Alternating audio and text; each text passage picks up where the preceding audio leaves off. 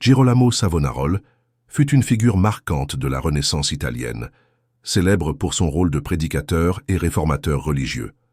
Né en 1452 à Ferrare dans une famille de médecins, il reçut une éducation soignée, notamment en philosophie et en médecine. Cependant, dès son plus jeune âge, il montra une profonde aversion pour la corruption et la décadence du monde. Influencé par la lecture des Écritures et des écrits de saint Augustin et saint Thomas d'Aquin, il développa une vision rigoriste de la foi chrétienne.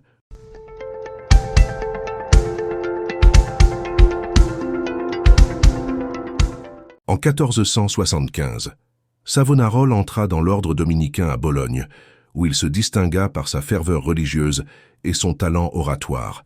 Il approfondit ses connaissances théologiques et adopta une vie ascétique. Son éloquence passionnée et sa capacité à captiver les foules le conduisirent en 1490 à Florence, où il prêcha au couvent de San Marco. Rapidement, ses sermons connurent un succès croissant. Il dénonça avec force la corruption du clergé, les abus des dirigeants et la dépravation des Florentins, annonçant des calamités divines si la cité ne se réformait pas. L'un des moments clés de sa vie fut son ascension politique après la chute des Médicis en 1494. Cette année-là, Charles VIII de France envahit l'Italie et chassa Pierre II de Médicis, qui dirigeait la ville de Florence. Savonarola interpréta cet événement comme une preuve de la colère divine et devint une figure dominante de la vie politique florentine. Il prit alors le pouvoir et instaura une république chrétienne fondée sur des principes de piété, de justice sociale et de moralité stricte.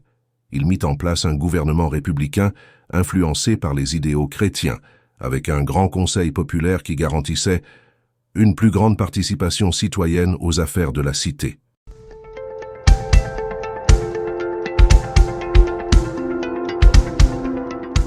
Il encouragea l'austérité et organisa les célèbres bûchers des vanités, où furent brûlés des objets de luxe, des œuvres d'art et des livres jugés immoraux. Ces autodafés, qui eurent lieu principalement en 1497, visaient à débarrasser Florence de toute influence corruptrice. Parmi les objets détruits figuraient des miroirs, des cosmétiques, des vêtements somptueux, des jeux de cartes et des manuscrits jugés hérétiques ou obscènes. Ce fanatisme moraliste souleva l'opposition de nombreux intellectuels et artistes, notamment des partisans de la Renaissance qui voyaient en lui un ennemi du progrès culturel. C'est ainsi que sa popularité déclina rapidement.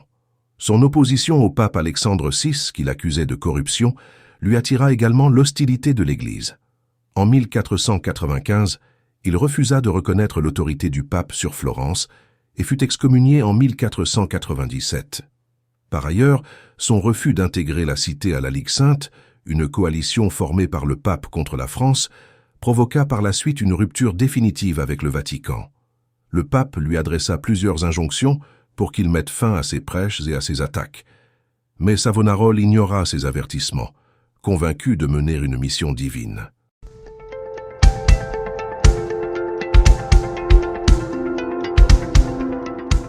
Les tensions à Florence s'accentuèrent en 1498 lorsque Savonarola défia ses opposants en proposant une ordalie par le feu, c'est-à-dire un duel mystique où lui et un adversaire seraient exposés aux flammes pour prouver la vérité de ses prophéties. Cependant, cette épreuve fut annulée à la dernière minute, ce qui discrédita davantage Savonarola auprès de la population. Une révolte populaire éclata contre lui et ses partisans. Il fut arrêté avec 2 de ses fidèles, Domenico da Pescia et Silvestro Maruffi. Emprisonné et soumis à la torture, il avoua sous la douleur avoir inventé ses visions prophétiques, bien que ses aveux aient été obtenus sous la contrainte. Le 23 mai 1498, il fut condamné pour hérésie et sédition. Il fut pendu puis brûlé sur la Piazza della Signoria à Florence sous les acclamations de ses détracteurs.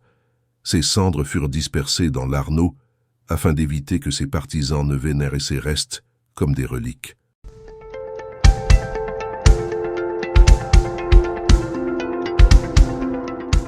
Malgré sa fin tragique, l'influence de Savonarola se fit sentir bien après sa mort.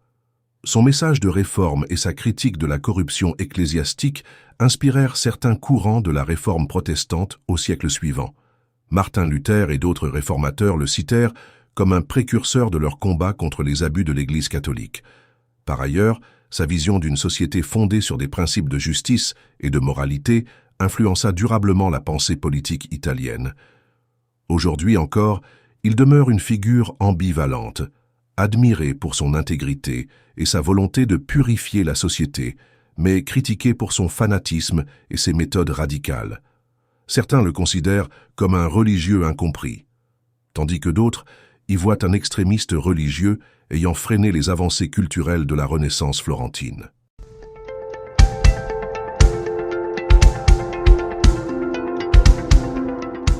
Voilà, c'est la fin de ce podcast sur Savonarole.